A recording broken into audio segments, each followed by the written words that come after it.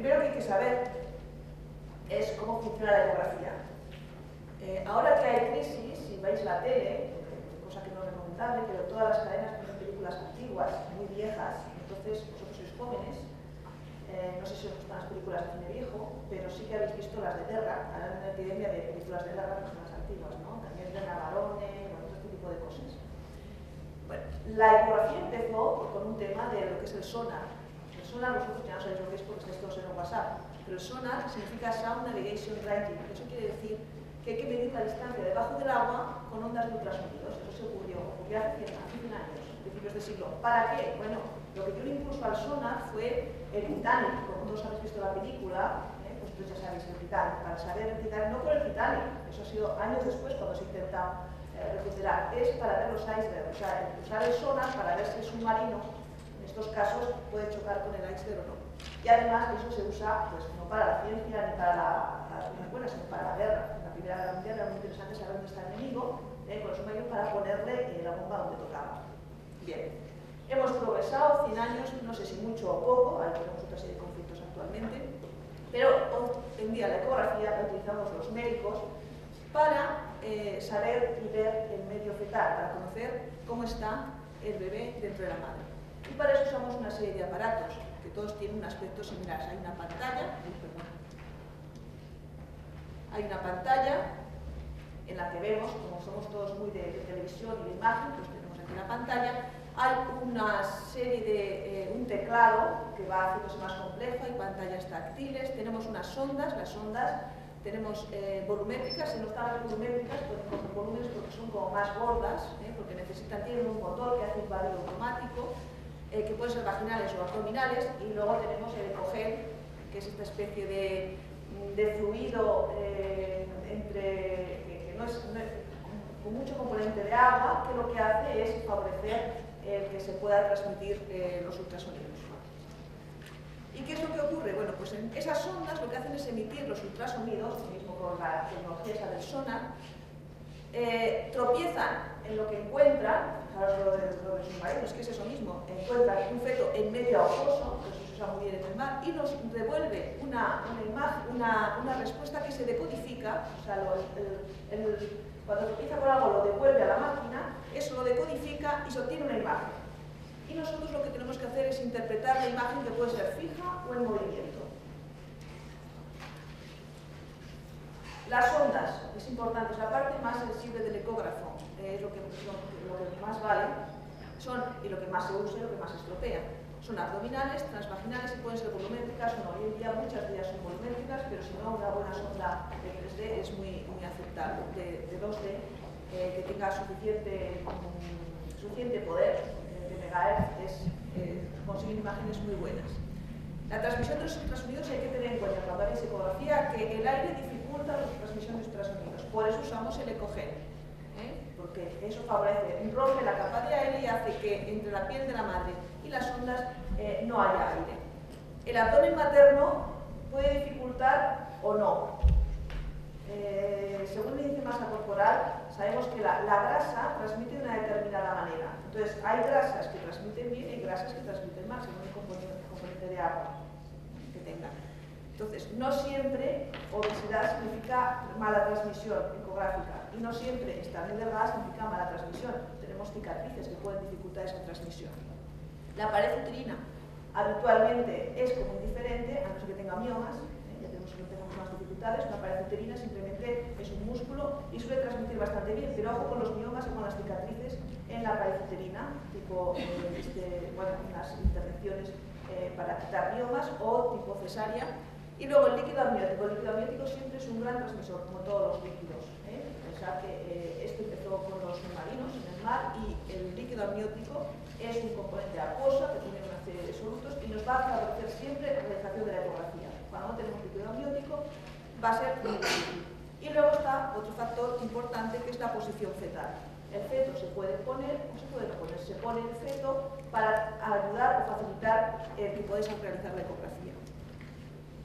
Bien, hemos dicho, hay una emisión de ultrasonidos, una recepción de respuesta, decodificación, obtención de imagen. Para decodificar y obtener la imagen son todos esos botones que tenemos en el teclado y que podemos hacer ajuste de imagen, utilizar preconfigurados, ampliar, utilizar toda la pantalla para ampliar la imagen y ver lo que podemos ver, el rango dinámico, el ver la ganancia, el ver la frecuencia y el foco. Es decir, podemos estar haciendo una ecografía, pero tenemos que fijarnos que el foco esté, que es donde más se concentran los rayos, en la zona que más nos interesa.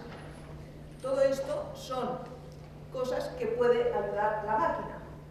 Pero también en la interpretación de la imagen, que es muy importante, la ecografía es algo que depende mucho del que está realizando la ecografía, depende del operador, del señor o del doctor o doctora que está haciendo la ecografía. Y para eso es importante realizar cursos de formación, como estáis haciendo ahora, y sobre todo práctica.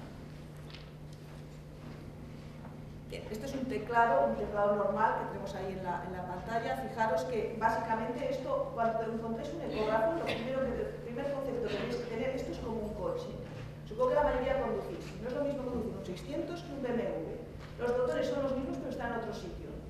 Entonces, son los mismos botones, no tengáis miedo. ¿Qué es lo que yo voy a conseguir? ¿Dónde está el freeze? Freeze es el congelar, parar la imagen. Bueno, si tú sabes, es como el acelerador del freno, automático o no, lo primero que tienes que saber es que está el acelerador del freno. Bueno, el freeze, el no freeze. Tú coges la sonda y es lo mismo. Congelas la imagen, ya sabes.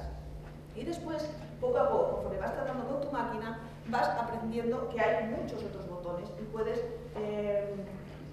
hacer más fácil y puedes interpretar mejor las imágenes.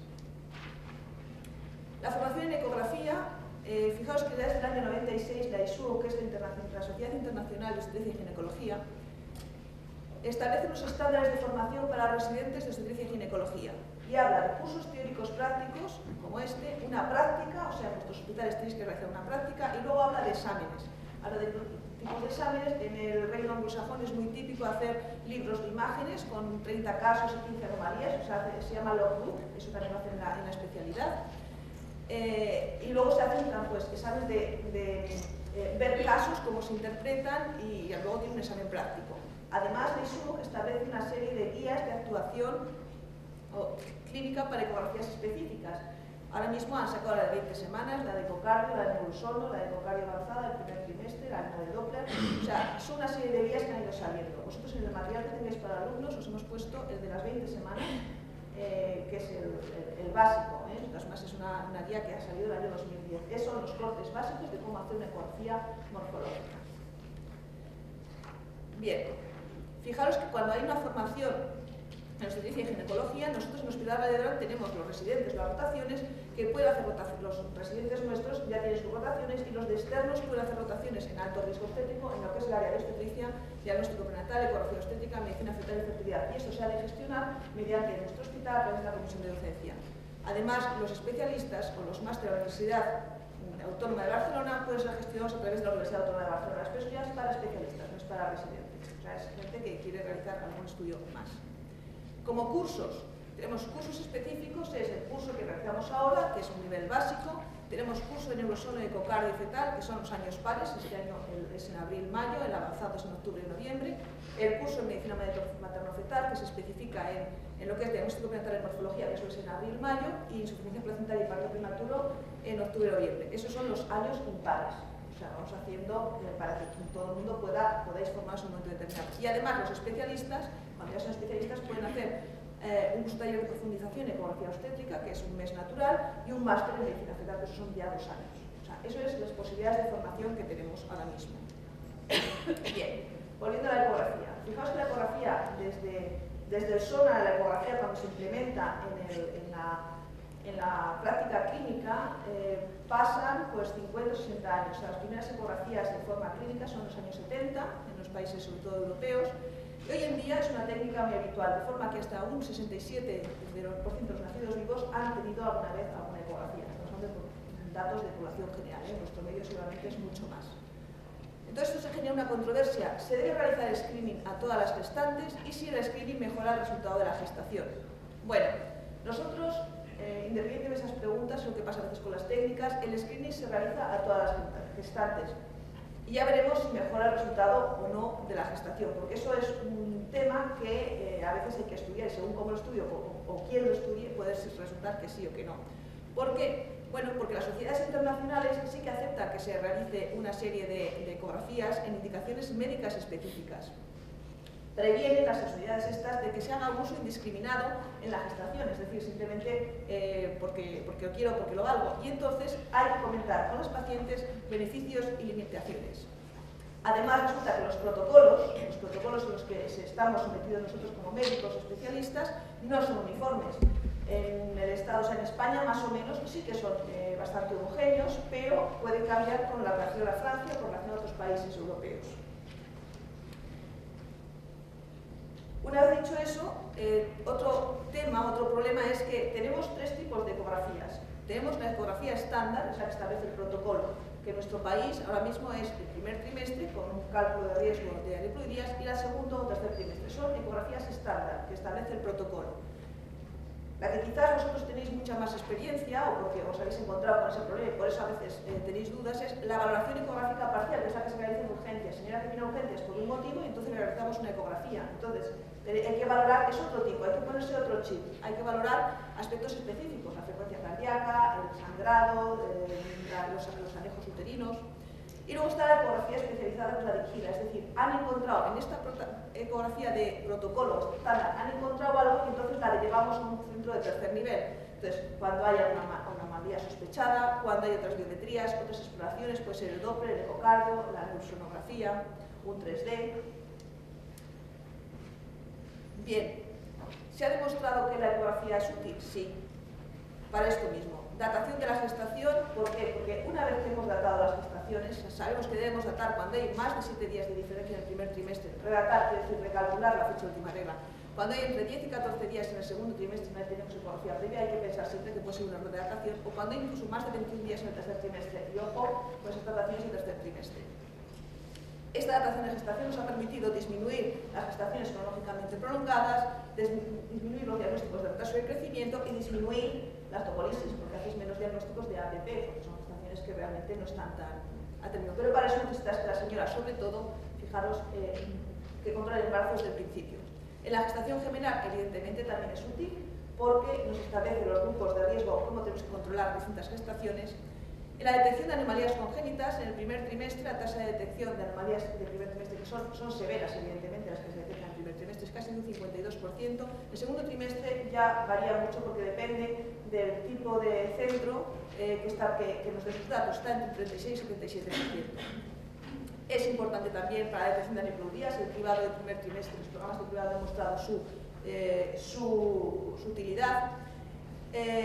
Y en relación al resultado perinatal, fijaros que en población de bajo riesgo, la ecografía no ha demostrado que mejore el resultado perinatal.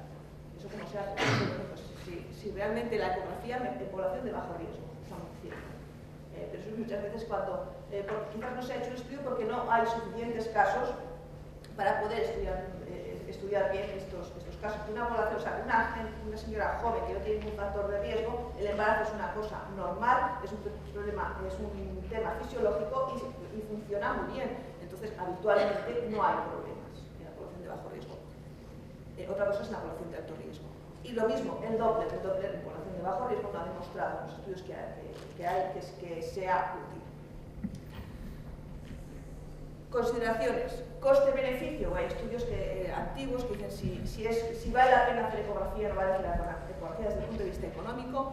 La verdad es que en nuestros países sí que vale la pena hacer ecografía en los países desarrollados. En los países en desarrollo, no. Es decir, en los países en los que no tienen unos estándares, por ejemplo, en África, ¿valdría la pena implementar un programa de ecografía? Parece que no, pero es que tienen otros problemas más serios, más importantes.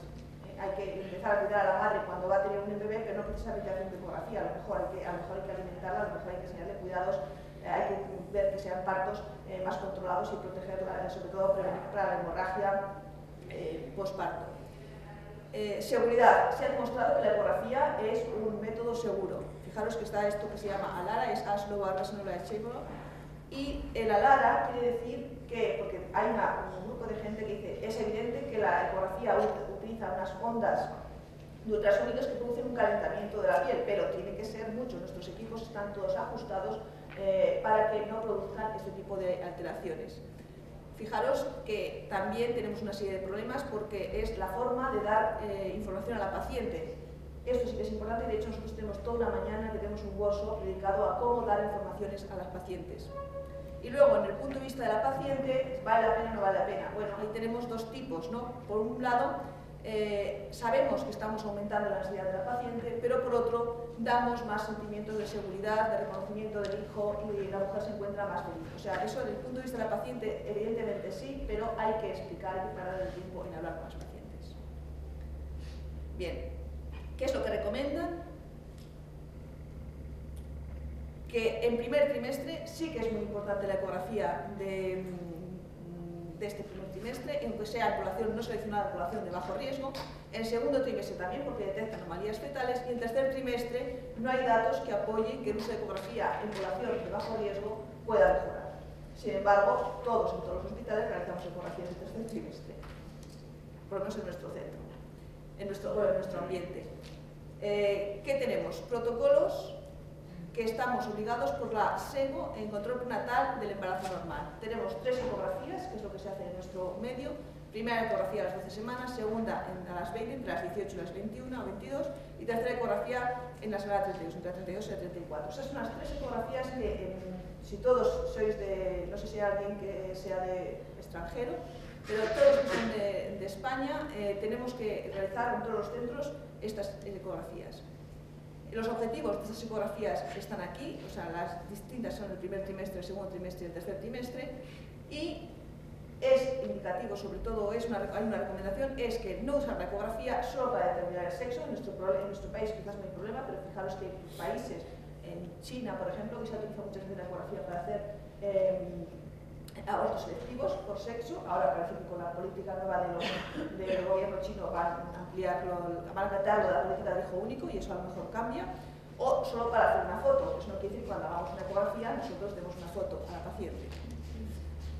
Bien, de este protocolo de ecografía que nosotros hacemos, fijaros que en el Valle Bron nosotros en la ecografía del primer trimestre usamos siempre otros marcadores, hueso nasal, ductos venosos de vegetación, y usamos también desde hace un tiempo Doppler arterias uterinas, pendiente de ver si valoraremos también la longitud cervical en primer trimestre.